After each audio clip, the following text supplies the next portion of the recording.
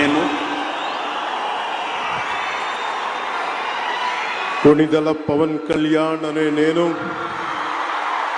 శాసనం ద్వారా నిర్మితమైన భారత రాజ్యాంగం పట్ల నిజమైన విశ్వాసం విధేయత చూపుతానని, భారతదేశ సార్వభౌమాధికారాన్ని సమగ్రతని కాపాడుతానని, ఆంధ్రప్రదేశ్ రాష్ట్ర మంత్రిగా నా కర్తవ్యాలను శ్రద్ధతో అంతఃకరణ శుద్ధితో